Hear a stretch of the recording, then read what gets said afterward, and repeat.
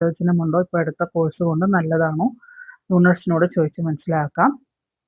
Okay, first card the strength ആണ് വന്നിരിക്കുന്നത്. First card. Second card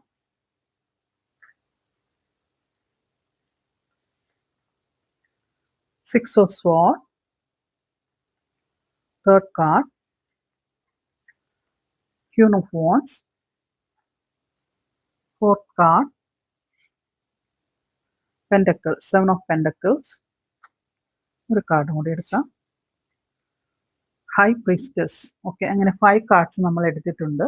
നമുക്ക് യൂണിവേഴ്സ് എന്താണ് നമ്മളോട് എഡ്യൂക്കേഷൻ ഇപ്പോൾ എടുത്ത പുതിയ കോഴ്സിനെ കുറിച്ച് കമ്മ്യൂണിക്കേറ്റ് ചെയ്യുന്നതെന്ന് നോക്കാം. ഓക്കെ, 5 കാർഡ്സ് നമ്മൾ എടുത്തതിൽ ഫസ്റ്റ് കാർഡ് സ്ട്രെങ്ത് ആണ്.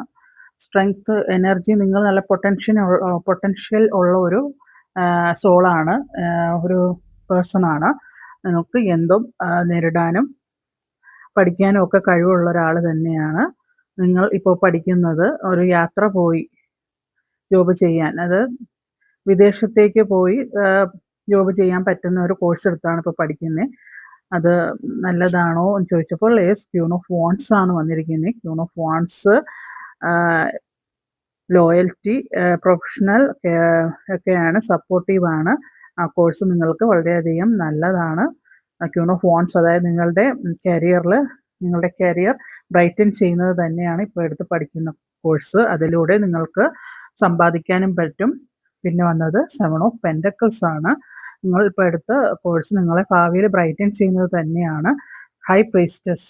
പിന്നീട് വന്നത് ഹൈ പ്രീസ്റ്റസ് ആണ്. നിങ്ങൾക്ക് ഈ കോഴ്സ് നിങ്ങളെ അട്രാക്റ്റീവ് ആക്കും, മറ്റുള്ളവരിൽ നിന്നും നോളജബിൾ ആകും, കൂടുതൽ വിസ്ഡവും നോളജും ഉള്ളവരാക്കും.